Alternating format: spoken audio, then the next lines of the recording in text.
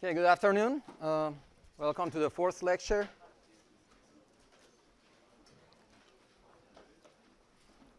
So this is what we are going to try to do this week. And first of all, we didn't quite finish going through all the elements last week. We went through the main ones that we were concerned with at this point. But there is these other elements that I've listed up there, the diode, opamp, and transistors that are part of the topic of this course, but it's really the second half of the course where we will deal with these. And this is really where the art and science of electronics starts. So you would call this really electronics.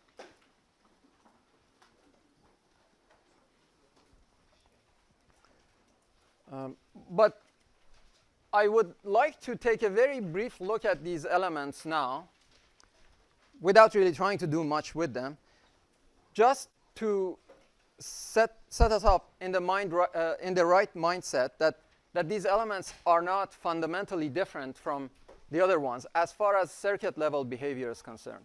Some of these might have more complicated internal structures, and their element relationships, some of them are more sophisticated than what you've seen for a resistor or a capacitor.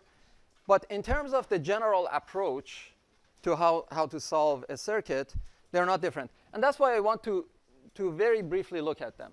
But most of what we'll do this week is just it's really examples. Okay, a lot of it will look new, but it's really examples of what we've learned last week. And that means looking at a bunch of different circuits and solving them by using KVL and KCL and element relationships.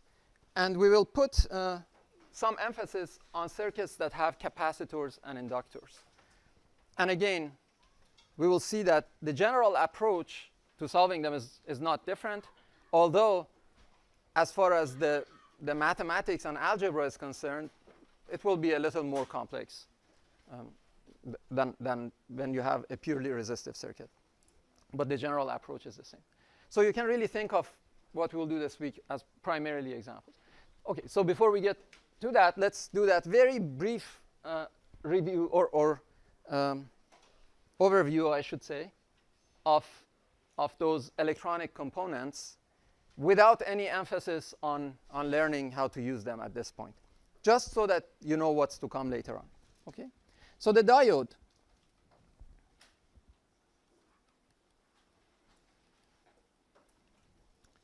which is an element that looks like this.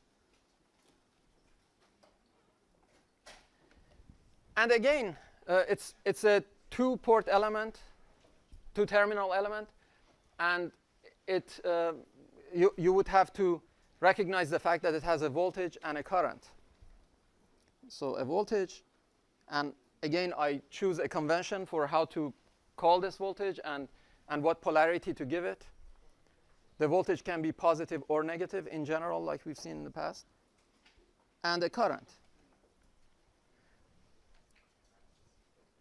Now, the way the diode works is that it's an element made out of two pieces of semiconductors called an N-type and a P-type semiconductor that have formed a junction.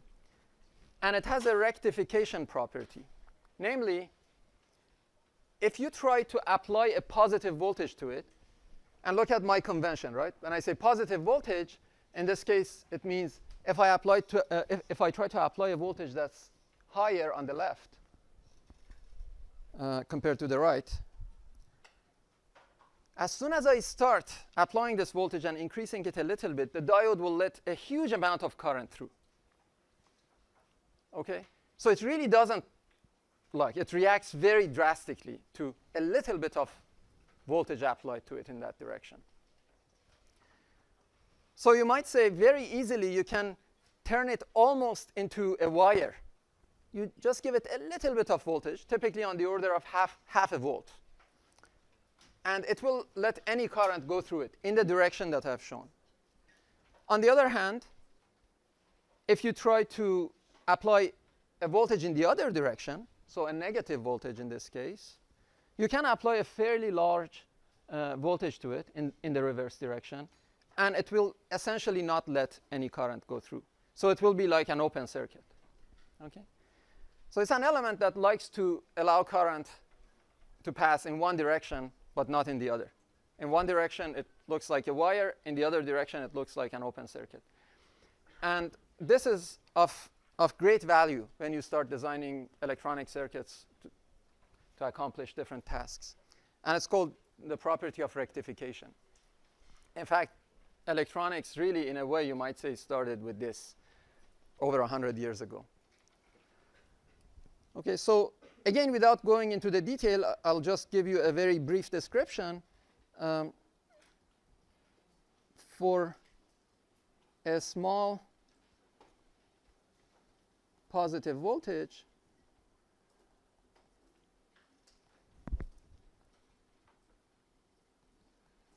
it will allow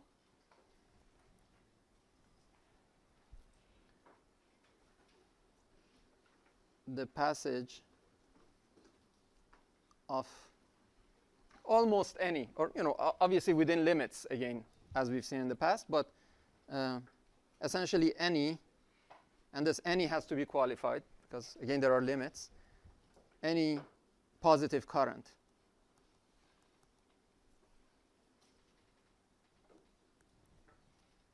On the other hand,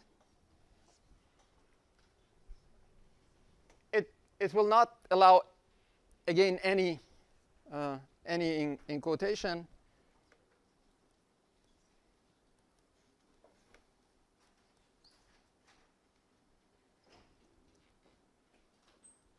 any amount of negative current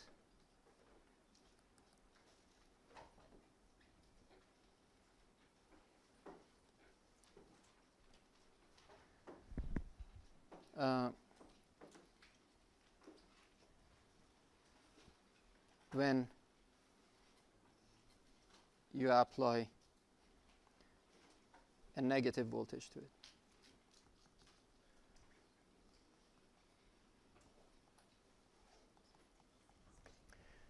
So to capture it in mathematical terms, in an approximate manner,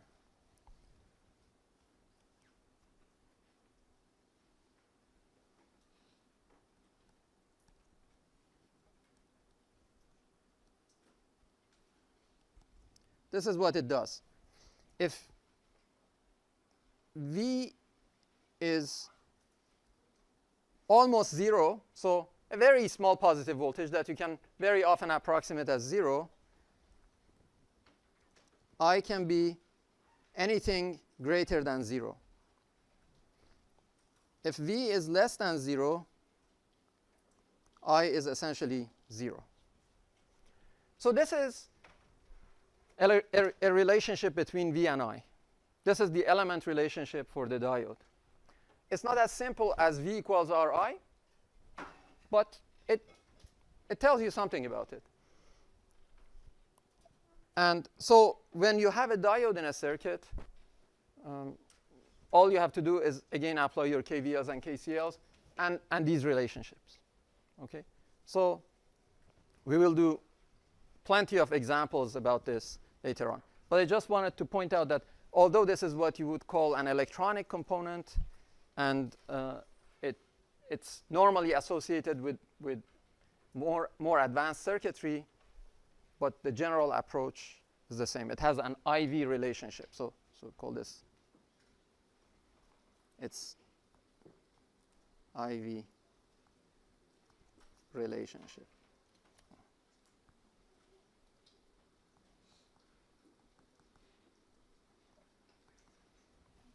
Okay? The same way that a resistor had an IV relationship.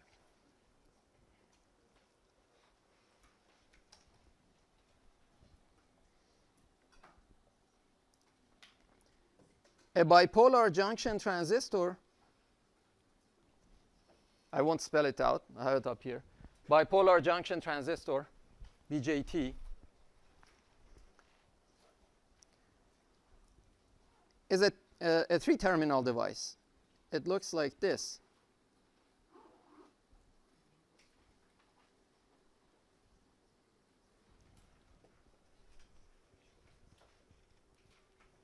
So you have more than just one voltage and one current to deal with. And for reasons that we'll talk about later on, these terminals typically are given the names base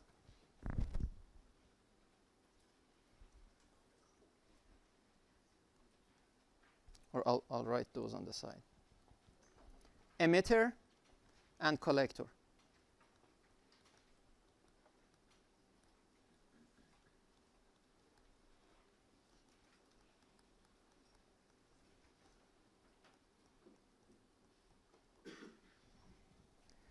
And so you have the voltages between these elements, so between these terminals. So here you would define a voltage between base and emitter, VBE, a voltage between collector and base, and a voltage between collector and emitter.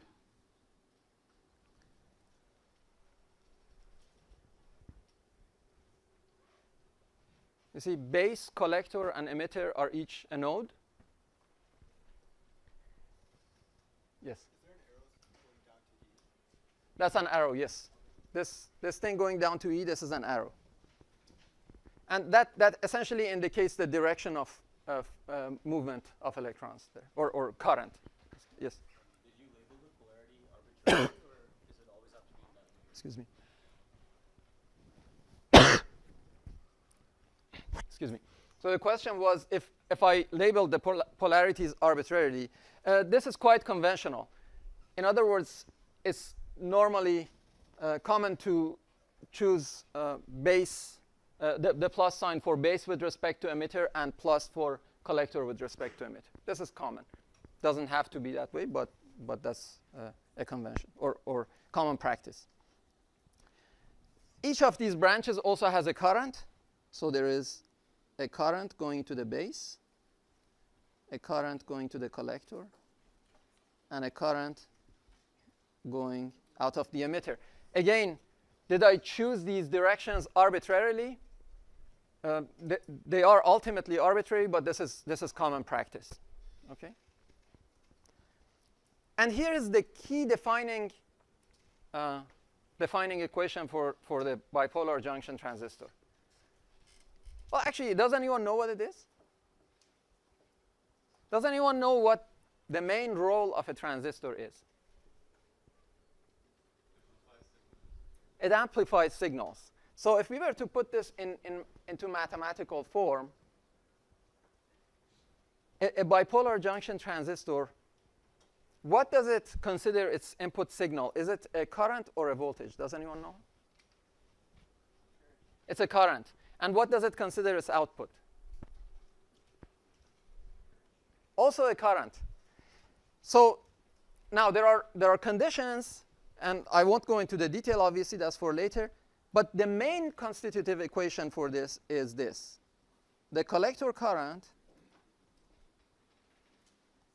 is a factor beta times the base current.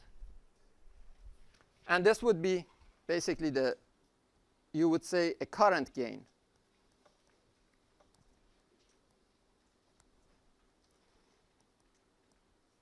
Typically for a good transistor of order 100. So that's a very attractive device. If you put 1 milliamp into its base, it will give you 100 milliamps at its output at the collector. It's a very nice device. And it's essentially this device, and it's and a very similar device that I'll talk about now that are responsible for modern day technologies. Okay, this property of creating a gain. Can someone see a similarity between this and one of the other elements that we have looked at so far? Can you call it or put it in a category of something that we looked at last week? Yes, so it's a current. If if you want, one way to think about it is it's a current source. It gives a current at that branch up there. But the amount of that current depends on some other current in the circuit, the current here. So it falls in the category, if you want, you could think of it as a current source that's controlled by another current, a current-controlled current source. That's one way of thinking about it. Okay. And in fact, if you want to build a current source, normally you would use transistors for it. Okay.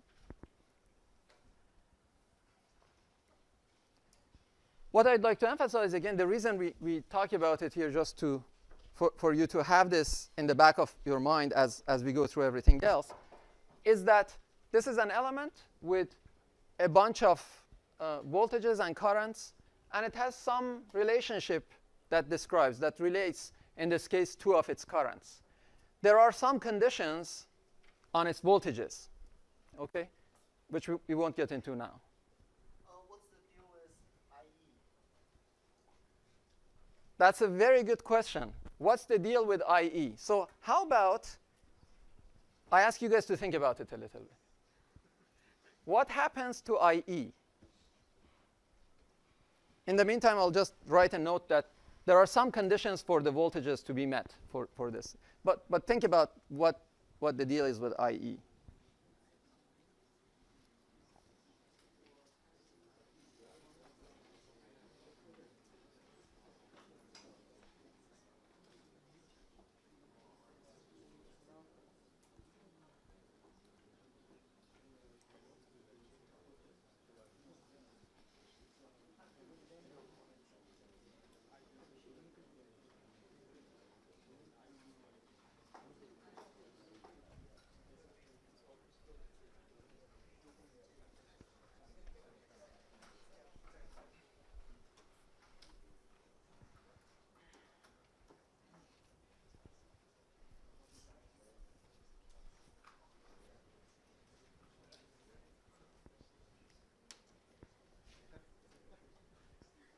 Any suggestions? IC plus IB. How did you get that? Excuse me. So, apply KCL. Yeah, essentially it's considering that if you think about this element, imagine the entire area that encloses that element. You have the current IB going into it. You have the current IC going into it, and the current IE leaving it. If charge is not to be accumulated there, the sum of the currents going in has to leave out. Okay? Has to leave that region. So IE, oh. Sorry, you have to be patient with this. Equals IC plus IB. Or I'll write it up there because it's kind of, maybe it's better.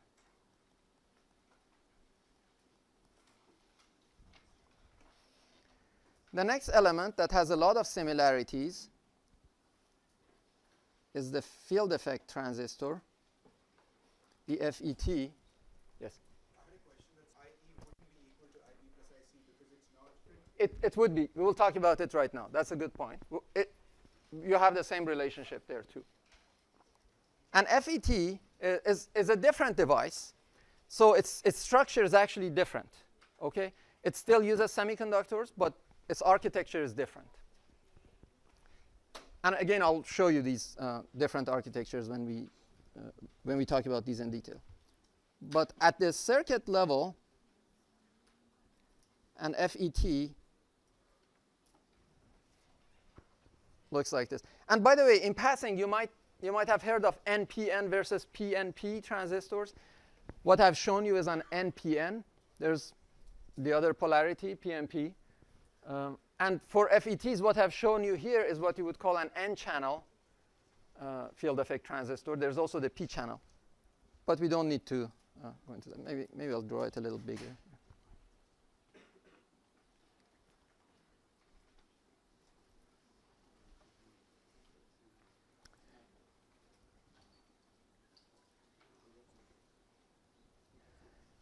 the terminals here are called gate, source, and drain.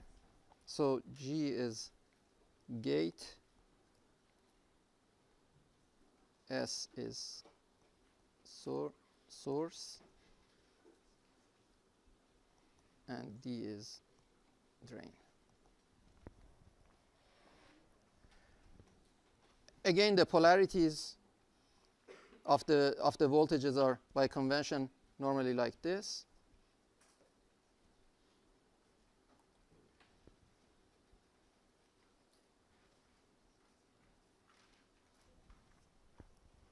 Okay? And you have the gate current, the source current, the drain current.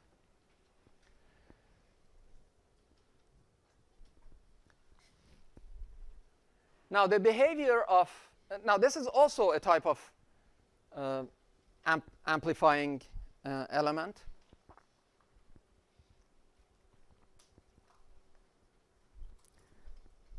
Again, the main thing that it does is to give you an ID,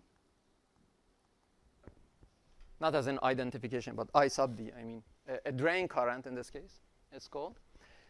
The drain current, in this case, is not a function of that input current, that gate current, but it's actually more directly a function of the gate source, or VGS, voltage, VGS. Okay? That functional relationship is a little more elaborate, and in fact, it also has VDS in it in a direct manner. So I don't want to get into that, but depends. There's an equation for it, so nothing to worry about. Depends not on IG, but on VGS. Again, assuming some conditions on the other voltages are met.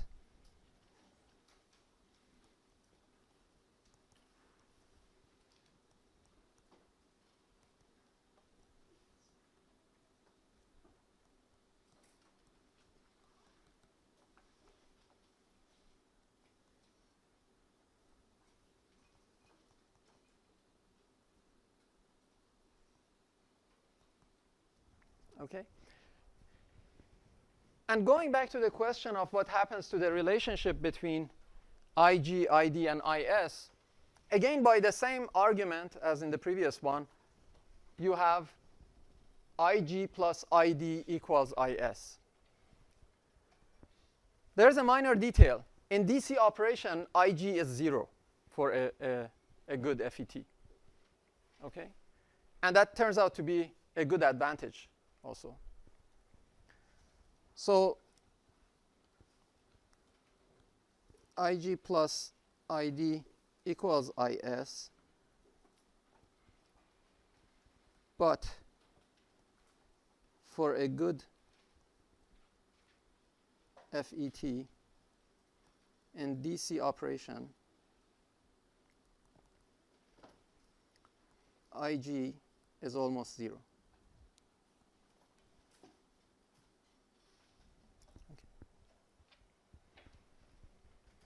So this is the FET. Again, if you think about it, as far as circuit level behavior is concerned, you have some relationship between some of the voltages and currents. So, and in fact, multiple relationships, you might say. So ID depends on VGS. There's this relationship between the currents. And there's also some relationships between the voltages given by KVL. Yes. So the question is, well, and you can maybe appreciate this to some degree by the schematic of this element. You see the input side, the left side, looks like a capacitor, right? It has two parallel plates. Because that really is what the structure is. It involves a capacitor at its input. And so you have a conductor on one side and a conductor, or you might say a semiconductor on the other side. And between the two, there is an insulator. So the question is how there could be current. And as I said here, in DC operation, there is no current. When things are not changing with time, there is no current, like in a capacitor. But as we will see, and you might have seen in the past, a capacitor, if things are changing in time, there is current through a capacitor. Okay? And of course, even through in DC, if your insulator is not very good or it's very thin, there's always a leakage current. But that's a different thing. Okay? So just the emphasis really being here that we are dealing with a bunch of voltages and currents. So these elements are nothing extraordinary. This is for later. But they're of tremendous utility. And finally, the opamp.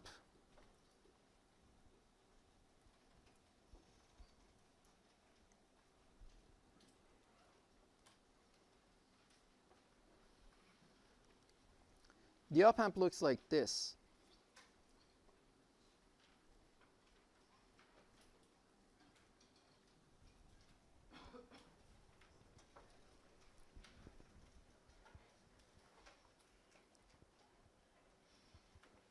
Now, the op-amp is not really just one component. It's not one small device like a transistor or a diode. But it's actually a circuit in itself. So if you buy an op-amp, typically comes in the form of an integrated circuit. If you open it up and put it under a microscope, you will see there are many, many, many transistors in it. It's a full-blown circuit. Okay? But from a circuit level point of view, from the outside, it has 3 terminals. 3 main terminals. There's other pins that you have to power it up, basically. But you would maybe call one the plus side, one the minus side. And there is this voltage, V, at the input. Let's call this V in.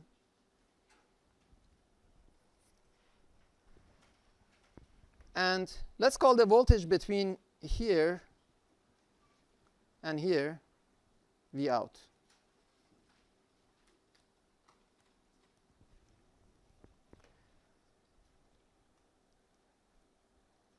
The op-amp has the great property that this V out is some factor times that V in.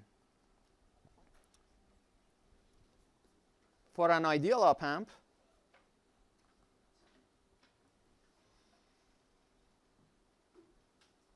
does anyone know what this factor is for an ideal op-amp?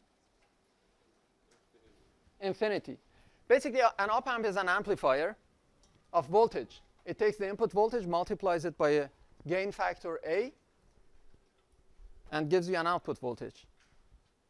Well, if you want an amplifier, the higher the gain, the better, right? So infinity is as high as you can go. So for an ideal op-amp, A is infinity. And the input current, so if you call this I plus and you call this I minus,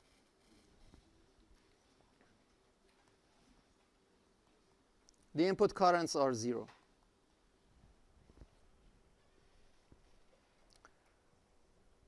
So again, although it's a pretty sophisticated component, from a circuit level point of view, it has some relatively simple relationships that define it. And when you put these together with KVL and KCL, you can solve any op-amp circuit. I'll just say one word about this, and then we'll switch gear. This gain of infinity might be a little troublesome, right? Because even if my input voltage is 1 nanovolt, how much is my output? Infinity, infinite volts. So, imagine you buy an op-amp, a small IC, and you apply 1 nanovolt to it, and you touch the output, and you get electrocuted. It doesn't make sense, right? And it doesn't work that way. What happens, rather, is that the output voltage is not going to be infinity. We know that doesn't happen in the real world, which means then something for the input voltage. If the output voltage is going to be some finite value, not infinity, how much is the input voltage going to be? 0. It has to be 0, right? V in is V out divided by A.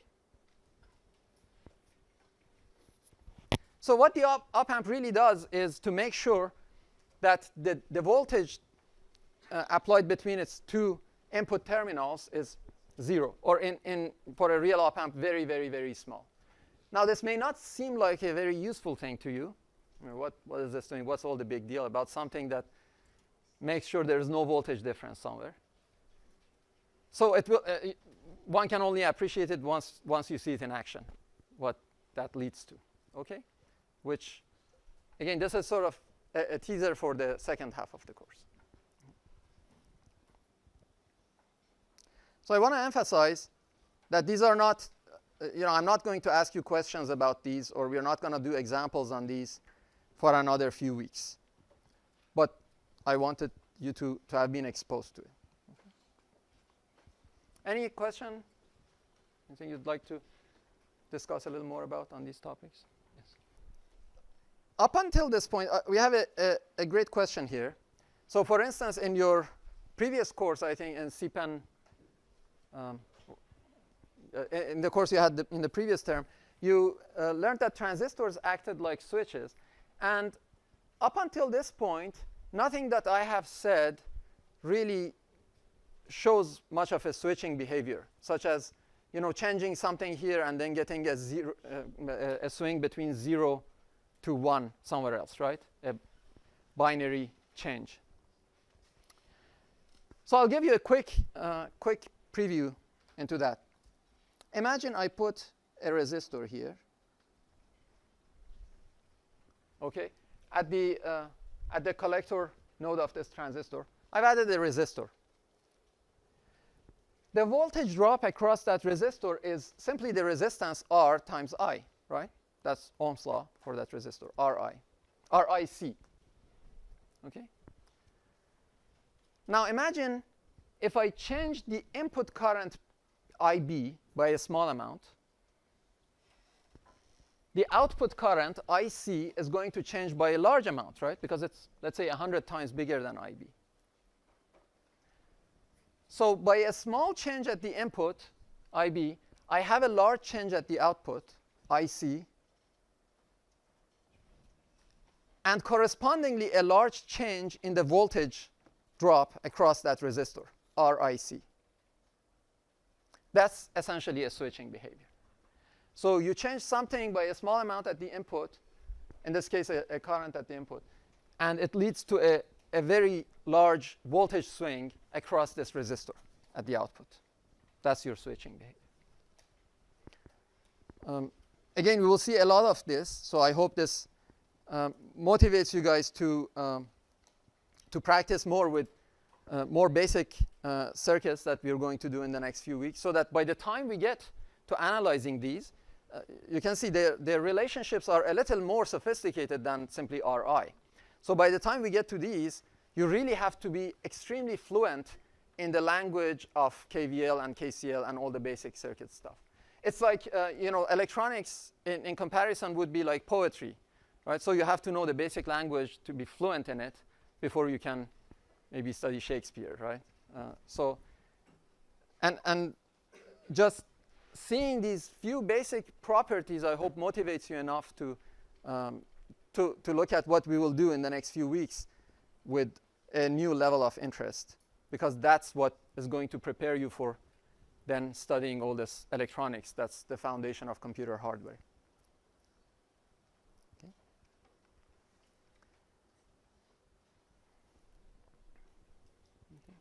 So with that said, I'm going to now come back to our main topic, which is circuits using KVL and KCL, and the elements that we've learned so far: voltage source, current source, dependent and independent, resistor, inductor, switch, capacitor.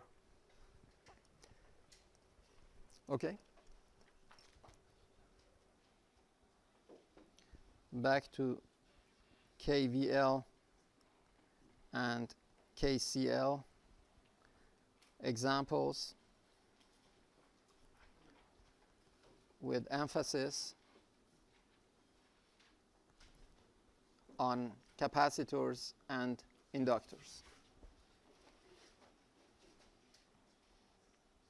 That's what we are going to do a lot of this week. And by the way, tomorrow we have our first tutorial, right? And it's in, I think, Earth Sciences building. Check online, but it's not in this room. So, and we'll do a lot more examples. So, it's important. The tutorials are really an integral part of what we do. So, let me start by a question to you guys. So I'll build a circuit like this.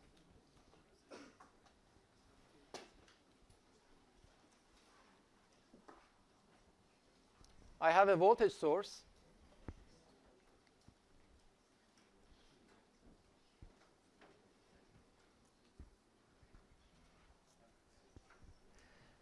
And I have an inductor L. My question is this. So this is a clicker question. So if you don't mind taking your clickers out.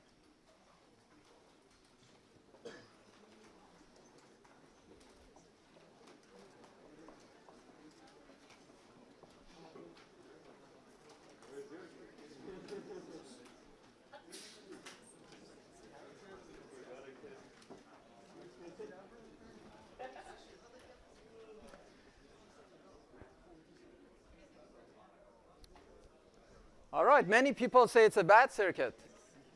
Why is it a bad circuit? Let's think about it. Maybe I want to approach it from a simple point of view, purely from the point of the relationship that describes the inductor in a circuit. Okay, what's the relationship that describes the element? The current voltage relationship of the inductor.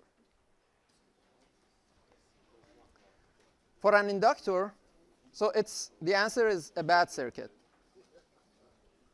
Okay, why?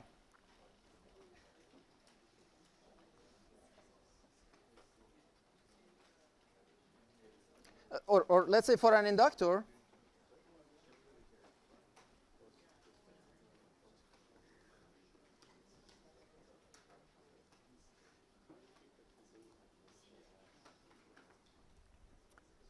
do you guys remember this? We talked about it last time. This is the equivalent of Ohm's law for the inductor. And assuming I have defined its voltage and current like this, V and I.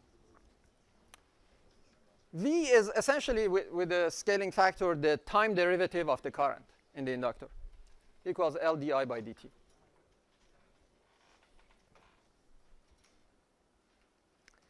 Now for this circuit, let's write a simple KVL. Okay?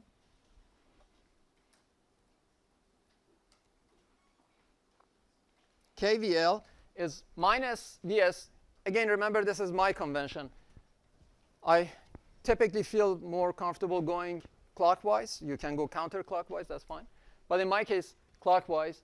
And because I tend to start from the bottom left, so I encounter Vs first, hitting its negative side first. So I have minus Vs, then plus V equals 0. Which you might say leads to something that's quite trivial. V is Vs. In this case, the inductor is, the relationship that it has with the source is that of two elements in parallel. And we'll talk about this in more detail later on, about parallel and series elements. But so you see that they're essentially between the same two nodes. One node here, one node here. And so they have the same voltage. Okay? So really what we have here is Vs is L di by dt.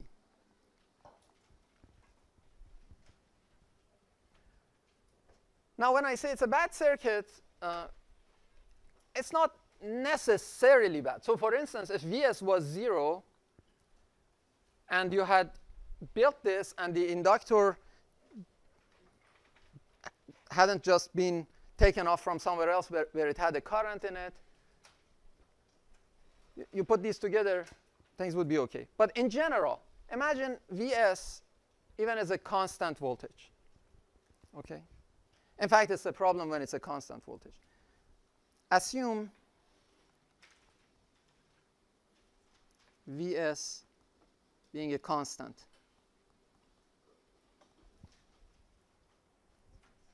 What is I?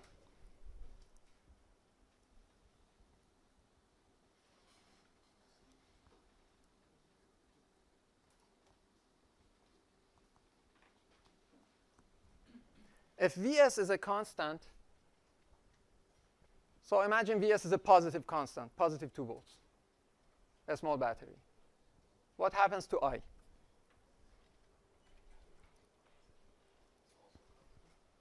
So one suggestion here is I is also constant. Who agrees with that? Well, who disagrees with that? So the one suggestion was this. If Vs is a constant, let's say a positive 2 volts, what happens to I? And one suggestion was I is also a constant. Now, some agreed with that. Who disagrees with that? Okay. I see, okay. Because I thought you both agreed and disagreed. Okay. So you're saying di over dt is a constant. What does that mean for I? It's growing with time, right? It's growing linearly with time, right? So if you give it enough time, it keeps growing and growing and growing. Right? So that's not good. You are so imagine you had a small battery connected across this inductor, and this inductor starts with very small or zero current, and the current keeps growing and growing. At some point, it's going to be beyond the capacity of that battery or whatever power supply you have connected to it. Okay? So in this case, answer I grows linearly with time.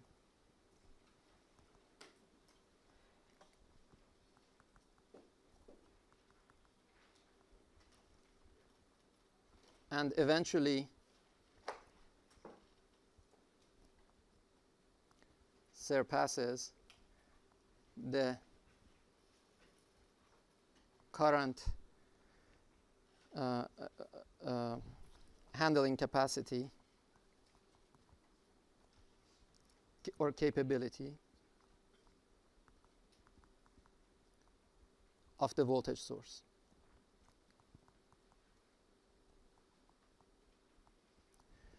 You have already seen in your lab that the power supply that you use has a limit on how much current it can supply. So if you surpass that limit, then it won't be able to give you the voltage that you ask it to do, right? And that limit is obviously not infinity. So this is an example of something in general not to do, or to do very carefully, making sure that that voltage is such that it's not going to lead to a situation like this. So to be specific for this case, let's say a good or bad circuit if Vs is constant.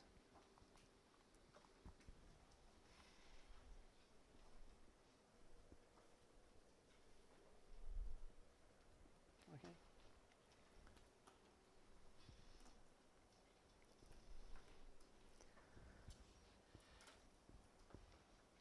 All right, so this was just to put us in the mindset of inductors. What I'd like to do next is to solve a problem much more quantitatively, a problem that involves inductors.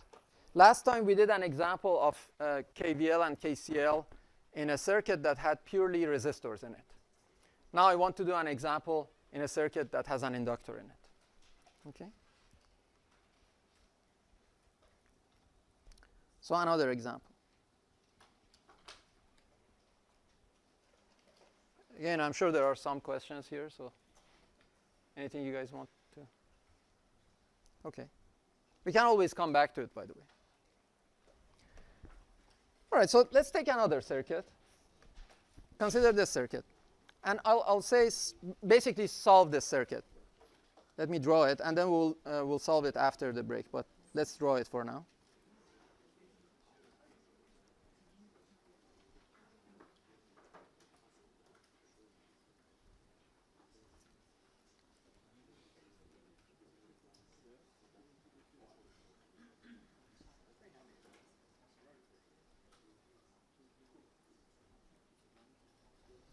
So I have an inductor L, a resistor R.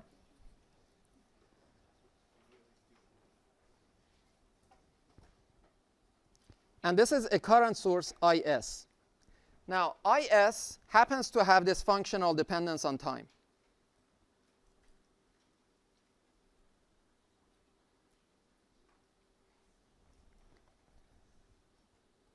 IS as a function of t is a step function.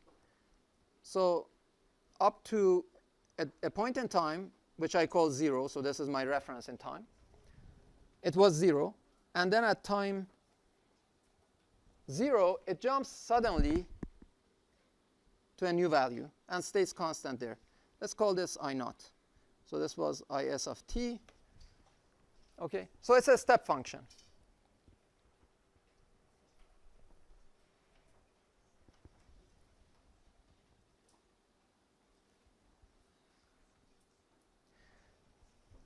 The question is this. So say example.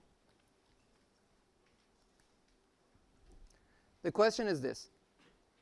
Find V of t.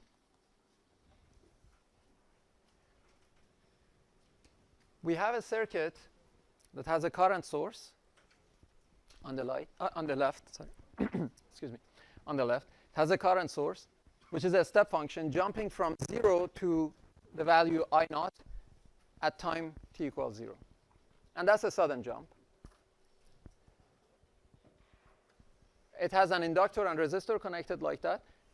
And we know that because something has changed in time at the input, well, the rest of the circuit is going to respond to it. So other things in the circuit are going to change with time. And in this case, I'm interested to find out how the voltage across the inductor changes as a function of time. Okay? So that's the problem. We are right at the point of the break, so let's take 5 minutes and then we'll continue. Okay, so I want to solve this circuit. How do I solve a circuit? Where do I start? Well, first of all, I'm going to deal with a bunch of voltages and currents. So I should first give them some names. So for instance, this one, I'll call this Vs, okay, voltage of the source. Remember, a current source, will give you a well-defined current. In this case, this is an independent current source. Its value does not depend on some other voltage or current in the circuit. It's still a function of time in this case. That doesn't make it a dependent source, but it changes with time. Its current is IS that has been sketched over there. And its voltage, I don't know. A current source can have any voltage. So I've just indicated it as Vs. Then for the inductor, I have the V, and there's also a current. So I'll call that I. And then for the resistor, I'll have a current again. Let's call it I sub R. And the voltage, V sub R. And so I will write my KVLs and KCLs and element relationships. This is the problem. So KVL.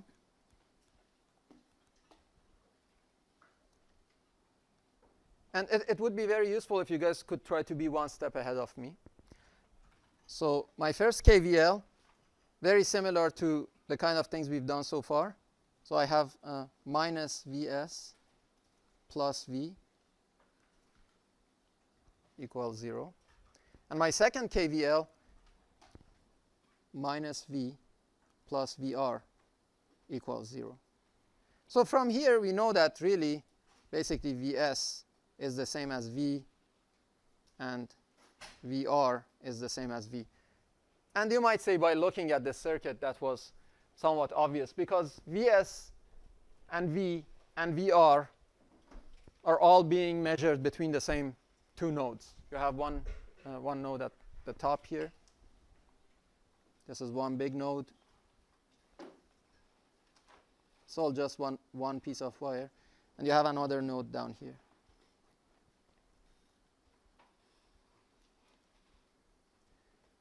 And if you were to write a KVL for the big loop, you would get minus Vs plus VR, the one that goes all around. minus Vs plus Vr equals 0. And that's simply, that information is already contained in what we have already written. So that's not an independent KVL. KCL, well, you have two nodes. At the top node, I have IS going in, little I leaving, and I sub R leaving. And again, my convention is when I write my KCL, when a current is going into the node, I indicate it with a plus sign. When it's leaving the node, I indicate it with a minus sign. So I have plus IS minus I minus IR equals 0. That's the KCL. And if I wrote the KCL at the bottom node, I would see that it's the same thing. Minus IS plus I plus IR equals 0. It's the same equation. And remember, last time we saw another example where if you had, I think in that case, maybe 6 nodes and you had 5 independent KCLs. So you always get one independent KCL less than the number of the nodes that you have. Okay. So you have 2 nodes here. You have only one independent KCL. Now the element relationships. Well, first of all, IS is what defines the current source. We know that already. Okay. So elements.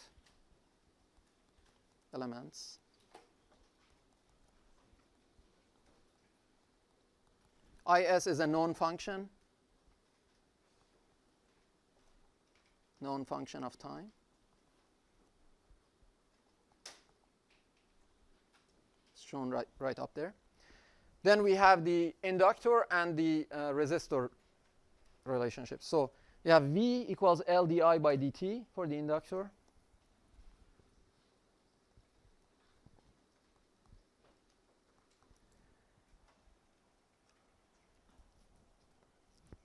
And VR equals RIR.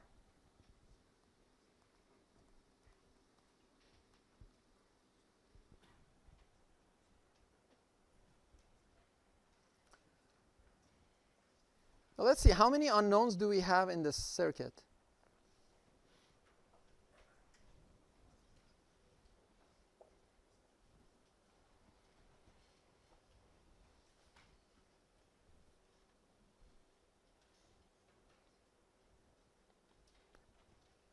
Let's count. Starting from, well, we have 6 elements, right? Each of which has a voltage and a current. So it's got to be something around 6 maybe. But if we look at starting from the left, the current source, well, we know it's current already.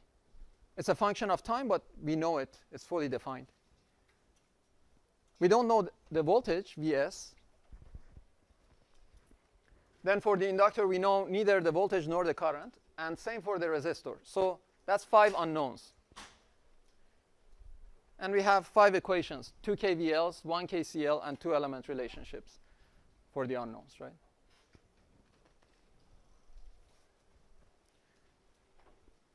So in fact, because this is known, I will remove it from here so that we don't get confused with the unknowns. Sorry, say again? Those are the parameters of the problem, right? So it's same as I naught. So it would be some number. In other words, obviously, if you wanted to get actual numbers to this, you would have to know the value of the inductor or capacitor. So L and R are known parameters.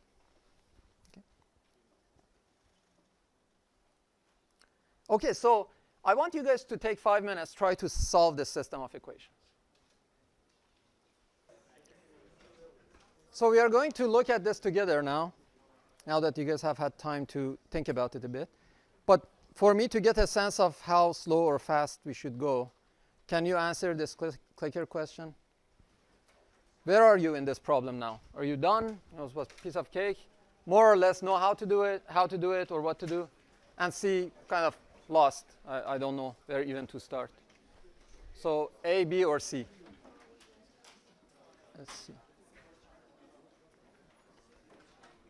Okay, so looks like we have to kind of approach it with at an average pace. Okay, a good chunk of you guys know what to do. So I'm trying to solve this circuit, which means I'm trying to find the voltages and currents. And in particular, in fact, this problem is not asking about all voltages and currents. It's just asking about V as a function of T, V being the voltage across the inductor. So now I have these 5 equations and the 5 unknowns. One of these 5 unknowns is V.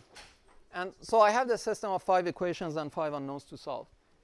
And 2 of them really were very easy to deal with.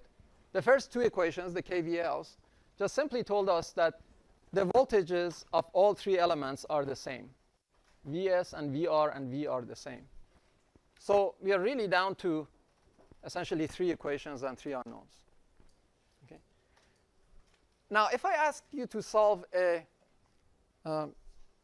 simple algebraic set of 3 linear equations and 3 unknowns, I think we would perhaps get better statistics in our clicker question.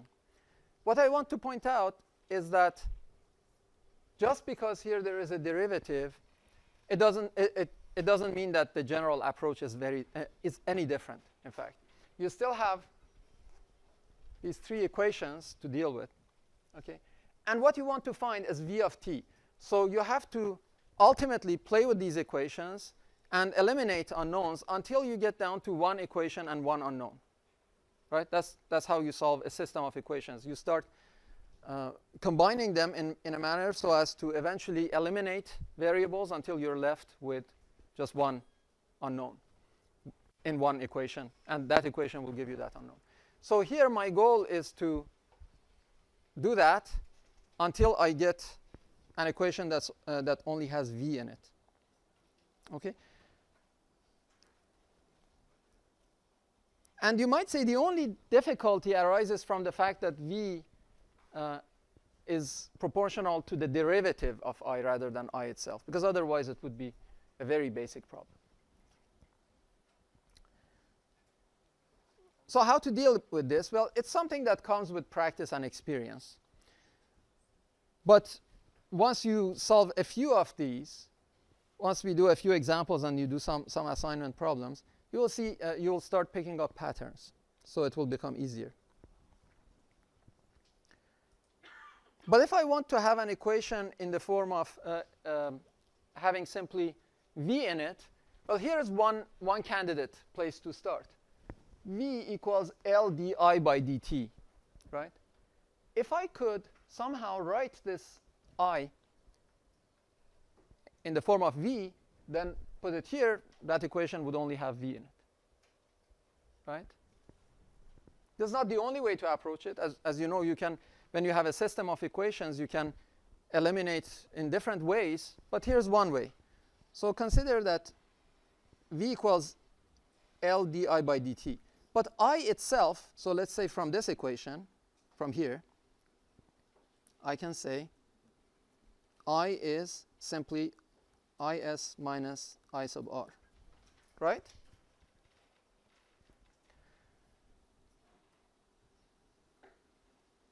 And then if I take this together with this equation, I can write I is Is minus I sub r placed from that equation, Vr over r. But remember, Vr is simply the same as V, if I take that from here.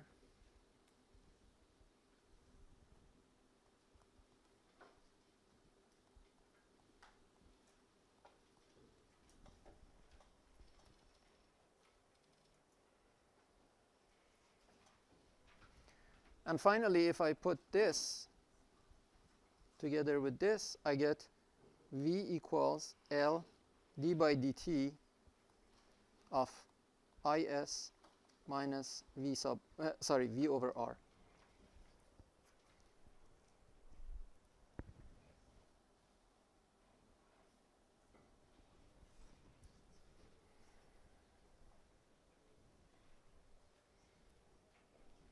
So again, if you want to follow the steps, if you couldn't, from the KCL, I wrote the inductor current, I wrote it from the KCL as the source current, IS, minus the resistor current. It's from this equation. And then the resistor current, I simply wrote it as its voltage divided by R from Ohm's law. And realizing that the resistor voltage, VR, is the same as V, which is what I'm interested in, I replaced. And then finally, I put it in the inductor equation. Again, there is, you have 3 equations. I combine these 3 equations in this order. You can do it in other orders. The result will always ultimately be the same.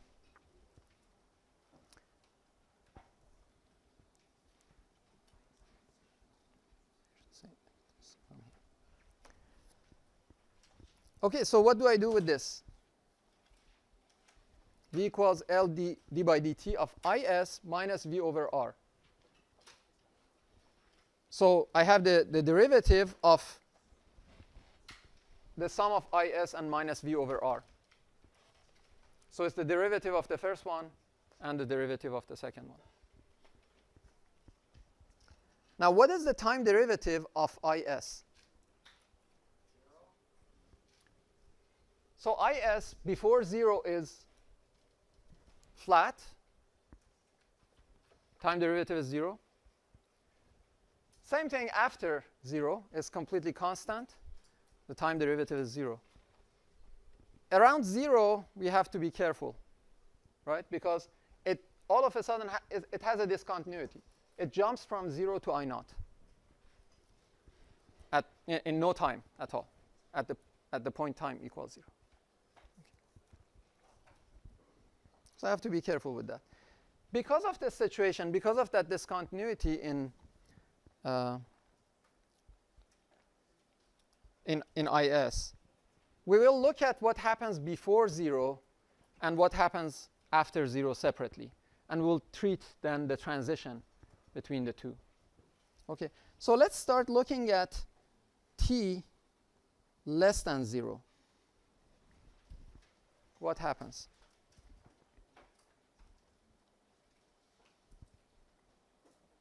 So t less than 0, IS has been 0, right? So d by dt of IS has been 0 because it's a constant. It's staying 0 for an infinitely long time. And so my equation simply becomes this. V equals minus L over R dV by dt. I brought R out of the time derivative because it's a constant. It doesn't depend on time.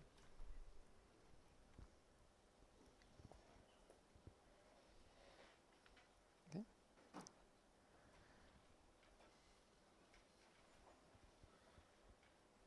Now let's consider the fact that this circuit has been sitting like that. No matter how far back in time you go, the circuit has been sitting like that for an infinite amount of time before then, right? Because it started at minus infinity. Okay. So at some point, it must have reached its steady state. It must have settled down without its voltage changing anymore. Because nothing in the circuit is changing for an infinite amount of time. OK? So at some point, it must have settled. If nothing is changing for an infinite amount of time, and things have reached a constant value with time, what will the derivative of the voltage be, dV by dt? It will be 0. So let me write that down.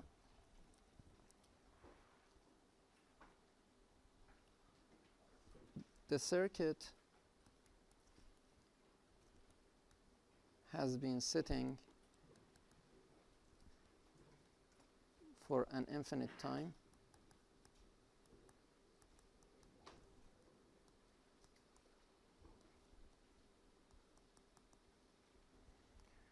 and thus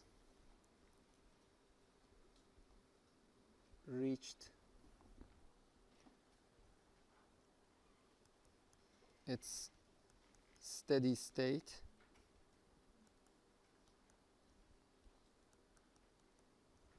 with nothing changing in this case.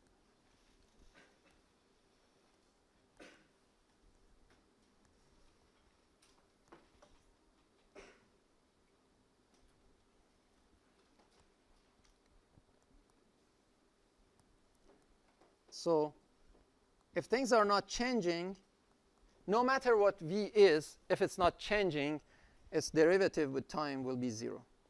And so the above equation then gives us V equals minus L over R times 0, which is 0.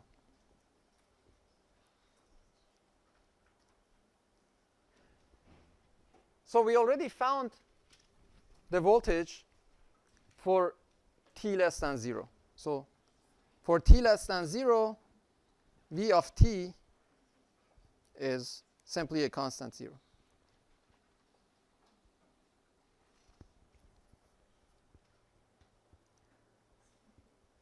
So if you had the circuit and there was no current going through and everything was sitting like that for an infinite amount of time, that voltage would also be 0.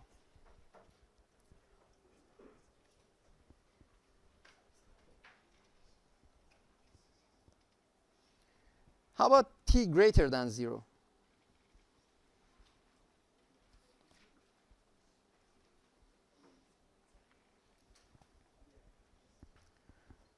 Now, if I look at this here, I might be tempted to make a similar, to draw a similar conclusion, to say, well, Is is constant, and it will keep going on like that.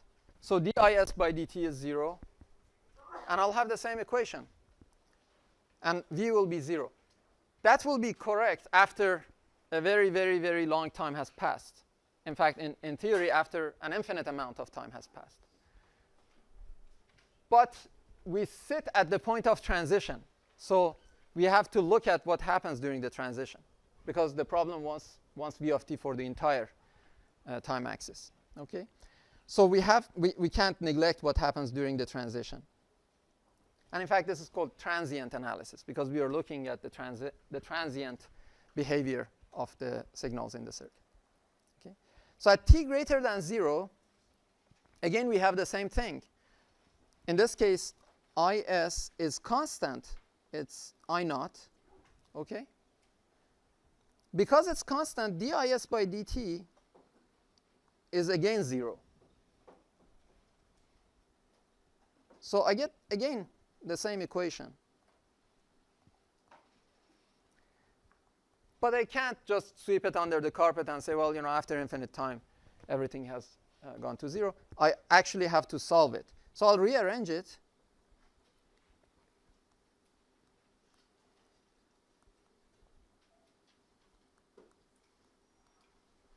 Or maybe a more familiar form.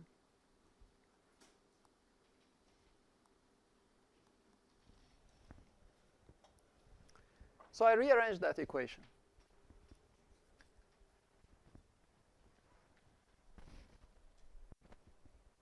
What is the name of this equation? Let's say again. This is a differential equation. Now you are taking differential equations this term, right? Yeah. So have you already seen equations like this that involve one derivative of the function, the first derivative, plus some constant times the function itself? Okay, good. So you have just covered that, and we'll use that. Okay. Obviously, if you have difficulty with it, I know this is new, so don't hesitate to come talk to me or raise questions here. But this is a first order ordinary differential equation. It does not involve multiple variables that you depend on. There's only time. And so it's actually a pretty straightforward equation to solve. So I'll write it down. first order ordinary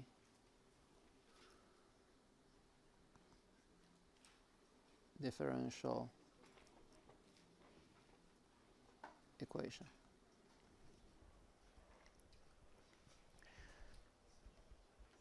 So please make sure to review this in your differential equation. But for those who remember, what is the answer for the function that follows or obeys this kind of equation? Does anyone remember? Well, so whatever method you apply to solve it, what's the end result? It's an exponential.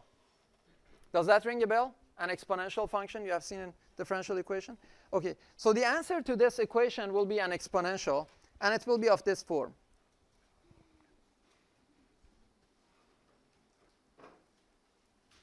In general, v of t will be of this form. Exponential of something like this. So this is a general solution.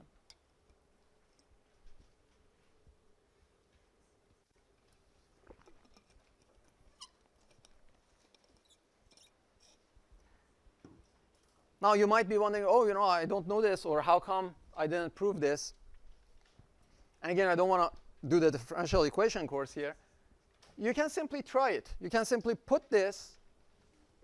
I can say I just saw this in a dream. You can put it in your equation and see if it satisfies the equation. If so, then I'm right. Let's just try.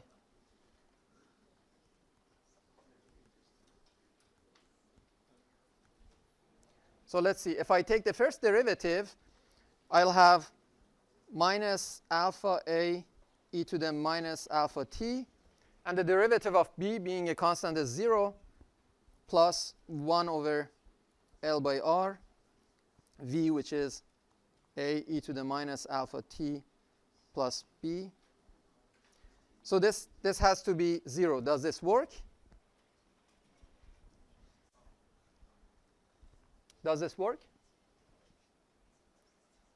Because if this works, it means that I do have an answer. I do have a solution. Yeah, exactly. So let's try that. So I'll just rearrange things as was suggested here. I can write this like this. I can factor out e to the minus alpha t, right? And then I'll have minus alpha, and in fact a too. So I'll have this.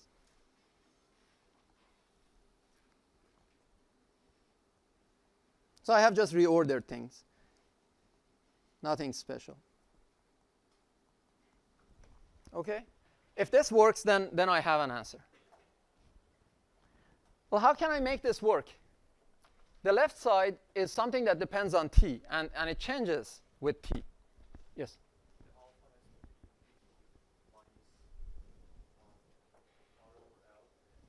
It just has to be equal to actually plus r over L. I have a minus sign here. But yeah.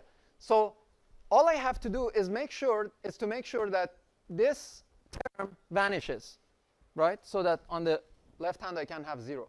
So if I make alpha equal to 1 over L by R, then I have 0 multiplying a multiplying e to the minus alpha t. Okay? And if the constant b is 0, then the second term also vanishes. So then everything will be good. So this can be satisfied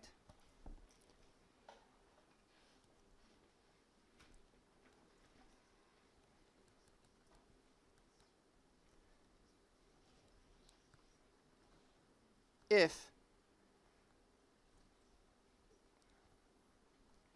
minus alpha plus 1 over L by R is 0 and b is 0. Okay? In other words, the answer to this equation will be alpha equals R over L. Or I actually like the form 1 over L by R a little better, and we'll see why. Okay? And b 0. So going back to the equation then, I'll just replace these. So V of t equals a e to the minus alpha, which is 1 over L by R times t, plus b, which is 0.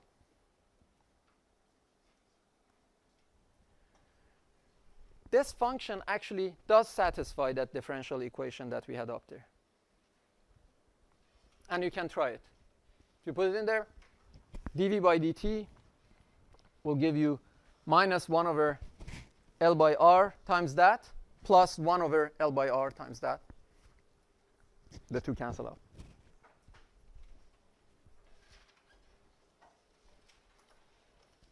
So the answer to this equation is a decaying exponential. As time goes by, this becomes smaller and smaller and smaller. What's the value of this function at time t equals 0? It's a, right? Because exponential of 0 is 1. So at t equals 0, the value of v is a. All right. So I've found this functional dependence. Am I done? Anything else I need to do? I need to get a still, right? A was not a parameter of the problem. I just put it in as a constant of the solution of the differential equation. So I still need to find a. So next step, what is a?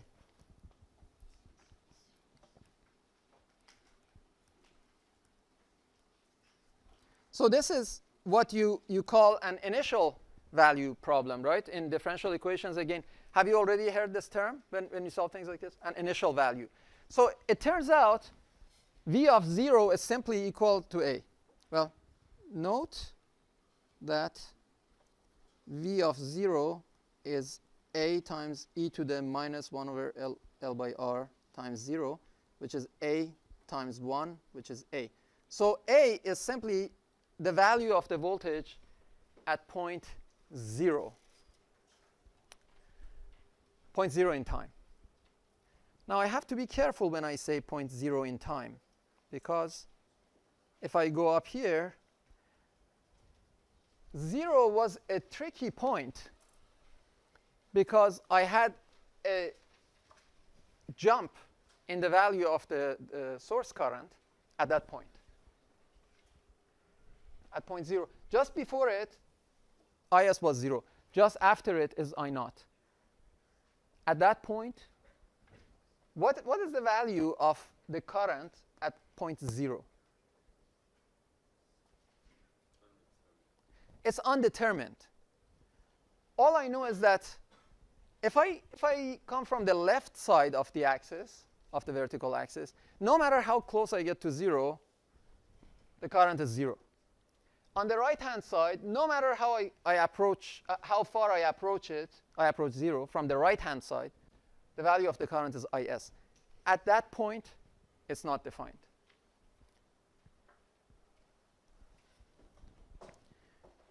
This kind of thing is encountered very commonly in circuits. Now, we don't have a whole lot of time. Otherwise, I would have asked you guys to think about it on your own. So I want to show it to you, to how to deal with this continuity.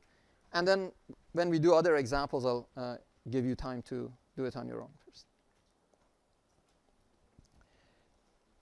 So when I say the value of the voltage at time 0 is A, I have to be very careful. At time 0, time t equals 0 does not belong to t greater than 0, nor does it belong to t less than 0, right?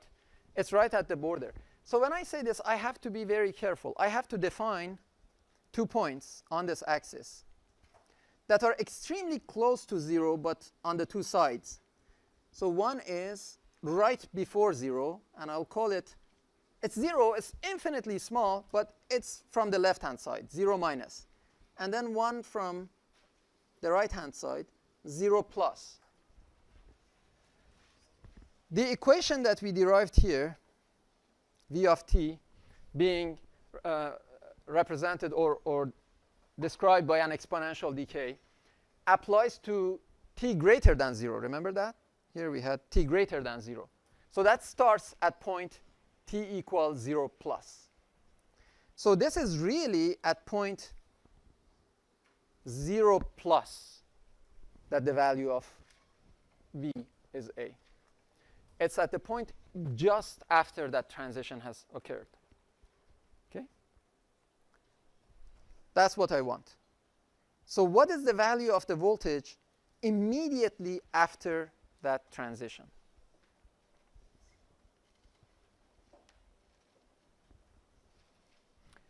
Remember, we solved the circuit, and we got to the answer, to the result that before the transition, V was 0. Was sitting constant at 0 for an infinitely long time. Then the transition happens. What is the value of V immediately after the transition is what we are trying to get. Well, how about this? Now, this is where you really have to start inspecting the circuit. And again, it comes with practice. But let's look. There aren't a whole lot of things here, so it's not hard to go through them one by one. Well, first of all, the current source will not tell me much. I mean, it has already told me what it had to say. Its voltage, it can be anything. It's not going to tell me what the voltage is. Well, the voltage of the inductor is the question. I don't know it. Can the resistor tell me anything? Well, the resistor has a very simple relationship between its voltage and current. If I knew its current at that point, I would know its voltage. The voltage in a resistor is always proportional to its current. It's very simple. So if I knew the current in the resistor at time t equals 0 plus, I would know that voltage, which happens to be the same voltage as that of the inductor. So that's really what this boils down to.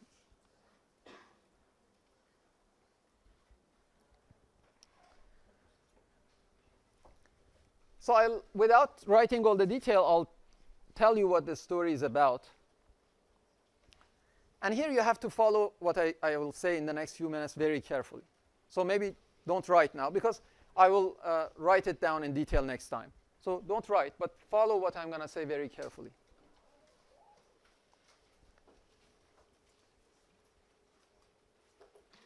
At time 0, at time before 0, so up to 0 minus,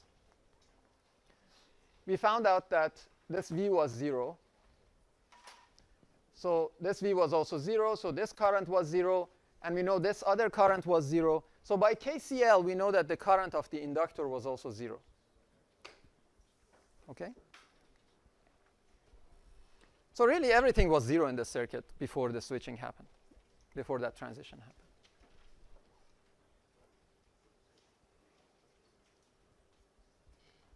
Then I have this abrupt change in the source current.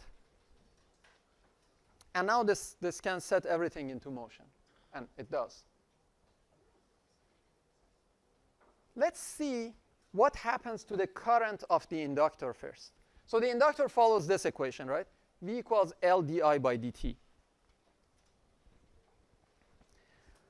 We just said that the current of the inductor was 0 all the way to that point, to 0 minus. Imagine that the current of the inductor at 0 plus, so immediately after this transition, that the inductor current has jumped to some finite value. Okay? Then in that case, what would the derivative of the inductor current be if it jumps from 0 to something in no time? Infinity, right? So if the derivative of the current is infinity, what will the voltage of the inductor be? Infinity. Which means the voltage of the resistor will also be infinity at that point, which means the current of the resistor is going to be infinity at that point. But the source has finite amount of current, maximum I naught, or I naught, well, transition to I naught. And so it can't accommodate infinity. So we know that the voltage of the inductor cannot be infinity.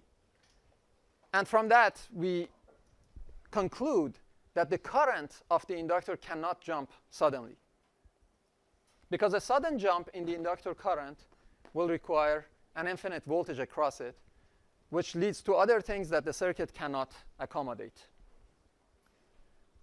So the inductor current doesn't jump, which means if it was 0 just before 0, it stays 0 just after 0. And that's your key, because just after 0, you know that the source current is I0. We just concluded that the inductor current was still 0 at that point. So what is the resistor current at that point? By KCL, IS minus 0. So it's the same as IS, which is I0. So the resistor current immediately after the transition jumps immediately to I0, which means the resistor voltage jumps to R times I0. And that's your